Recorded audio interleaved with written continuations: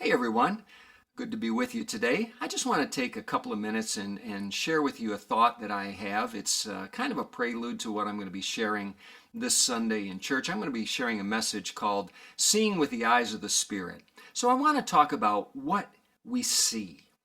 First of all, just thinking about just in the natural, what we see with our physical eyes, even when looking at the same thing.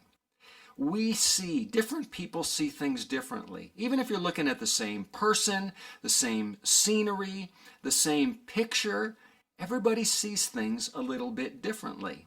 And that is somewhat conditioned by the lens through which we see life. And that lens is made up of things like our upbringing, our experiences, our education, our presuppositions. All those things affect the lens through which we view life. Now, add to that the fact that beyond what we see with our physical eyes, there is a whole other realm. There is a spiritual realm that I believe is just as real, and as a matter of fact, Paul says, it implies and it gives us the idea that it is even more real, in a sense, than what we see with our physical eyes. Even though it's not visible, it is very, very real. And what happens in the physical world, I believe, is animated by what goes on in the spiritual realm. These thoughts, like I said, are a prelude to what I'm going to be talking about at some greater length on Sunday, but I just wanted to give you a little heads up and just share these short thoughts with you. It is so important for us as Christians to discern as much as we can what is going on in that spiritual realm. What is going on behind the veil of what we can see with our natural eyes?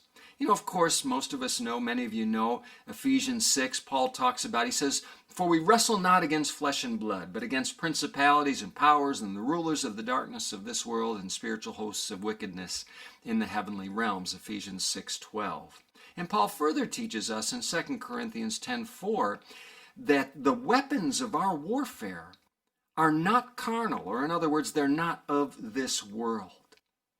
So much of life is dictated by what we see and how much we discern the goings-on, if you will, in the spiritual realm.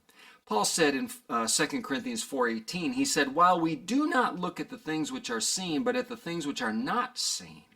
For the things which are seen are temporary, but the things which are not seen are eternal." We are bombarded on a daily basis with a narrative that comes to us today through today's news, all the news sources that are out there, and it is so important for us to be able to see beyond the headlines and to see beyond the voices and all the opinions that are out there and begin to understand what God is saying and doing. And that requires of us to have the ability to see with the eyes of the Spirit. God does not want us to be in the dark. I truly believe that. I believe that He wants to reveal these spiritual realities to us so that we can be more effective in furthering His kingdom here on earth. Amen? I hope those thoughts mean something to you. You'll take them to heart and try to apply them in your life. God bless.